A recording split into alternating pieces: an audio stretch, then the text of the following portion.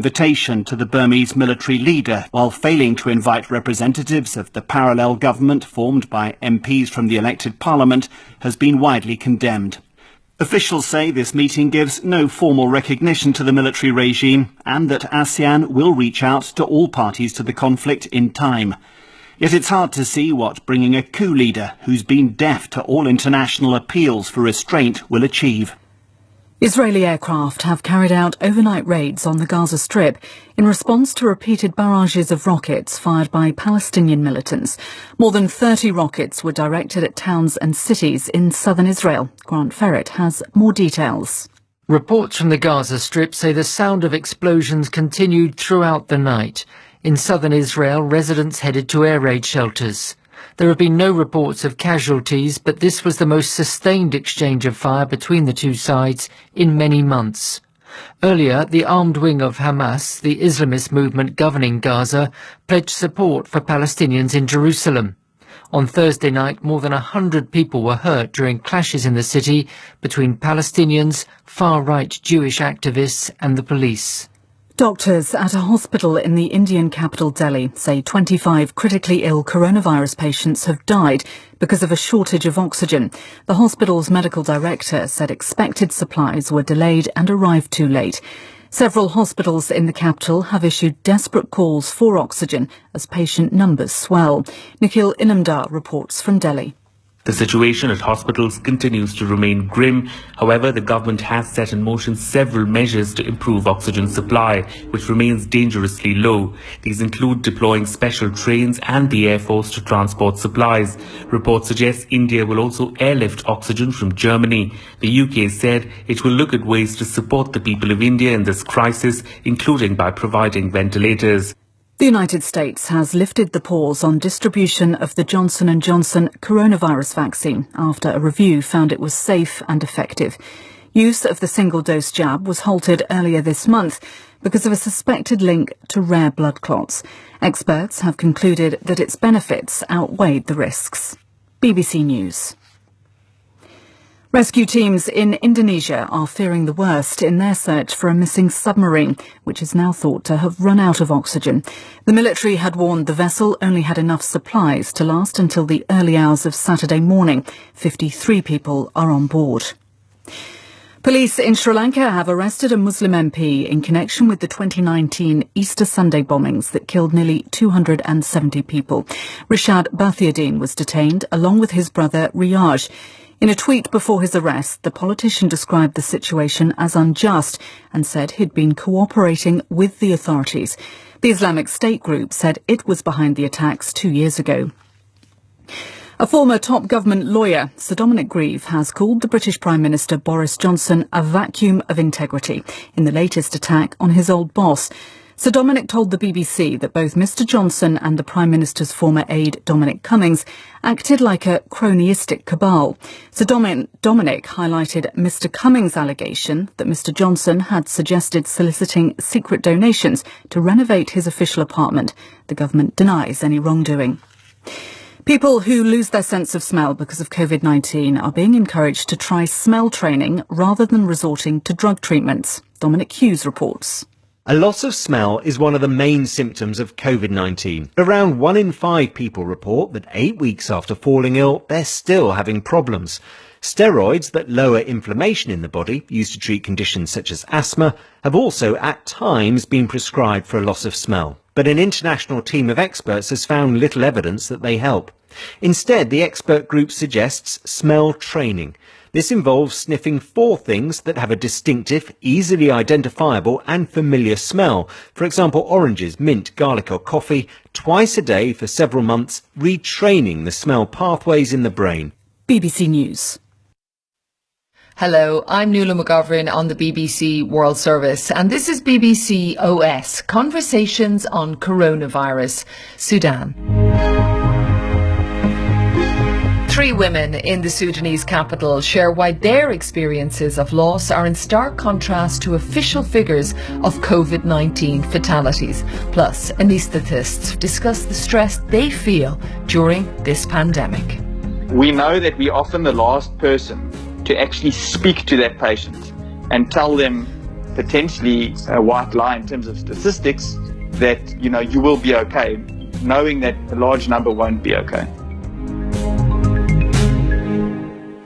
Every country is currently going through a different stage of coronavirus infections. For some, numbers are falling, while sadly for other countries, cases continue to rise, as we've seen so dramatically in India. And images of the scale of the crisis have been seen around the world. One country that is hidden away from international focus is Sudan.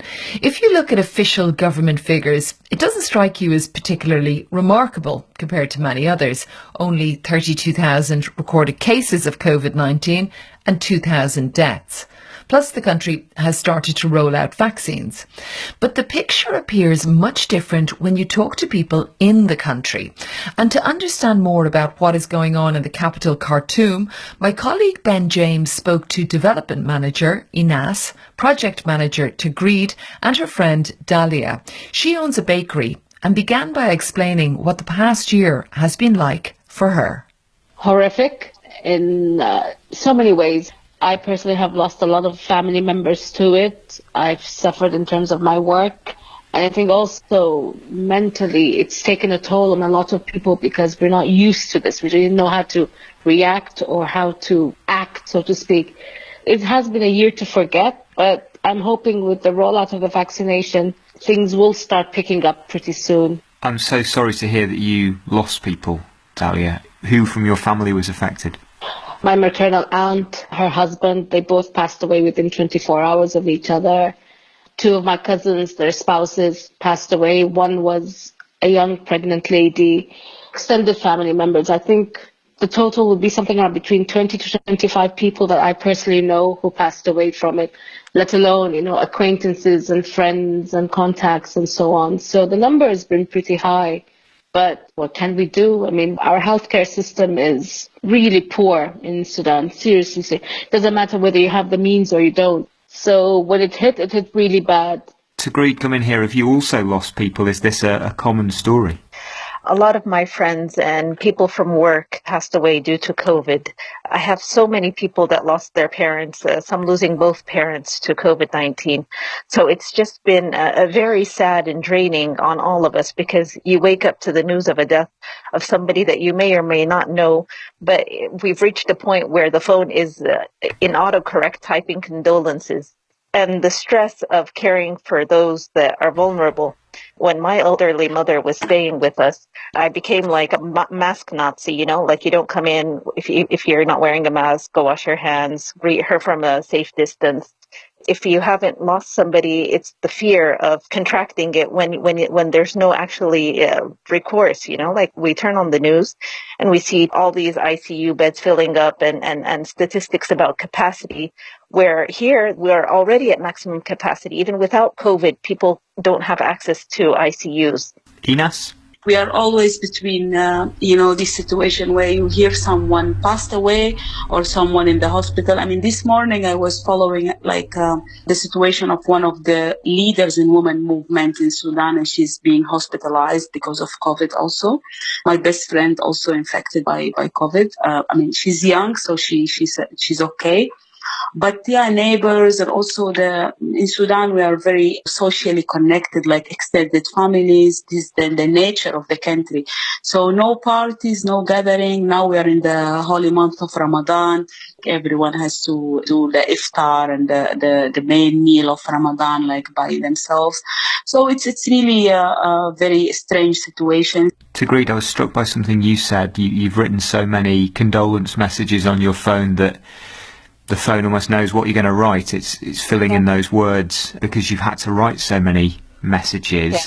Yet we look at the official numbers from Sudan and there are 2,200 deaths so far according to the recorded numbers. Yet studies have shown, a study from Imperial College London, that maybe only 2% of deaths in Khartoum have been reported. Does it feel like the numbers are so much bigger then from what you're saying? Yes, exactly. I mean, I'm saying that everybody that I know that passed away personally, only very few were actually hospitalized and the cause of death was declared as COVID. But a lot of people are passing away in their homes. Some are stating that no, it was heart failure or an infection, because a lot of people that are infected actually can't afford to get COVID testing. Would they have to pay to get tested then? Yes. How much is it, Dalia? You went in recently. It depends on the center you go to. Like the one that I go to, it costs around 9,000 Sudanese pounds. That's around $23, so to speak. It's more than a doctor's salary. And like I said, it More than a depends on the doctor's center monthly you go salary to to. get tested. Yes, Yeah. absolutely. Yeah, there is one center where you can get tested for free. It's a government testing center, but the numbers of people who go to try and get tested is just phenomenal. And people are crowded, whether they're in line or inside, and there aren't any actually safety measures in place.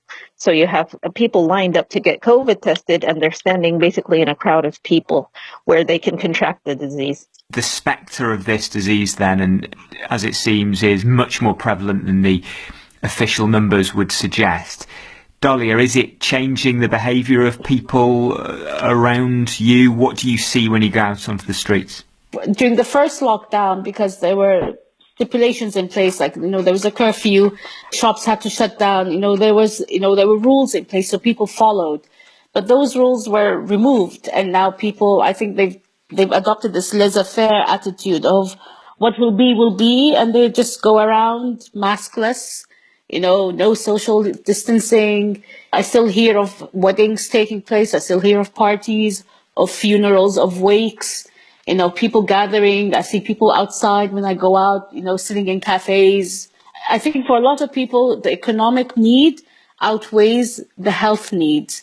So people are willing to risk it if it means that they survive for the next day or for the next week. So no one is taking precautions. And I get that. I completely understand it. I mean, even to buy a mask, just to wear it when you go out, it's costly. I think it comes around between 50 to 100 pounds Sudanese to buy one, disposable mask.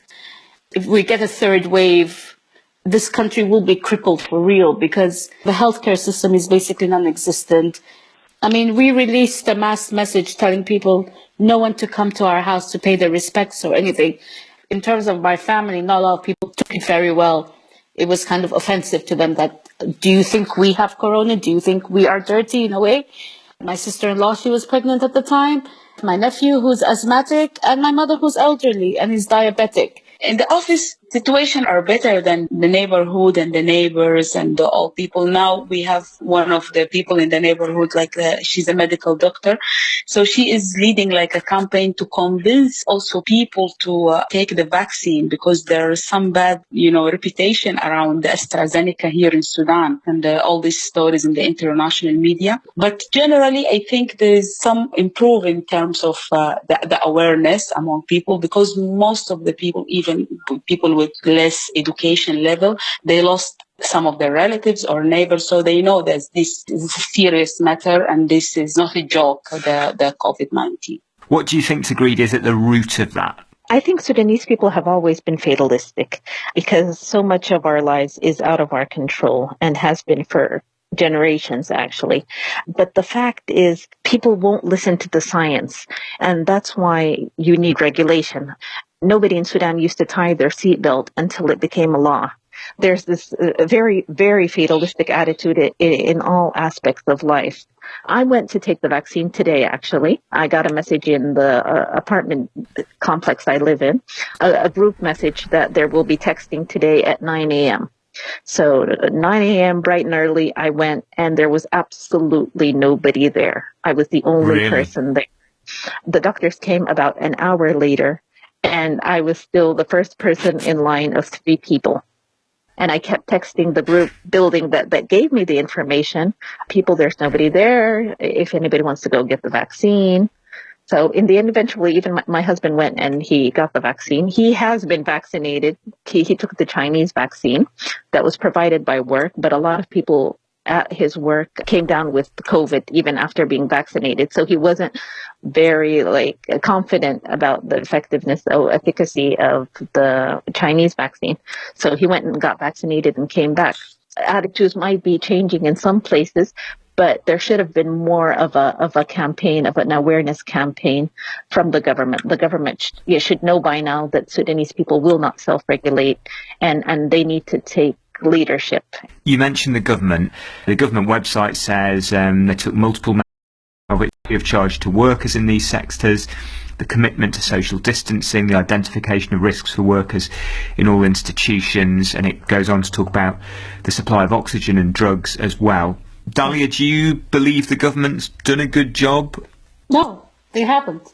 They did a campaign of awareness explaining why, for example, they lifted subsidies, economic subsidies. They explained to the public. That was very good. So why don't you do the same thing when you're explaining the benefits of getting vaccinated, or why you need to mask up, or why you need to socially distance? They failed in that aspect. I mean, for example, I have family who live in Port Sudan. Until now, they haven't gotten any of the vaccinations. Nothing has come to the city of Port Sudan. It's like they're focusing on Khartoum, and Khartoum is not Sudan. We're a huge country, and there are people dying. I mean, I don't even know the numbers of people who've died from COVID or who've gotten COVID outside of Khartoum. That's a disaster. I mean, it's just bewildering how they've gone about this, and I think they've failed miserably. I agree partially with what Dalia said, but I think the government also, they are struggling with this situation after political change and economic pressure, based on the information I see in the social media, that they are moving to other states, I think in early May. So they are starting with Khartoum also because 1/3 nearly or a quarter of the population of Sudan, they live in the capital. That's why they started with Khartoum. I see all those songs and messages also in local languages. Yesterday I was listening to one of the songs to help people to understand COVID and the risk and everything in the one of the eastern Sudanese language, Tigray, in the Tigray region, very close to Ethiopia. I'm not defending here the government, but we also have a little bit to recognize their efforts and also their capacity. We don't have electricity daily. We have problem with power, the power cuts. We have problem with the water supply. We have problem with all those lines for fuel. The country is in a total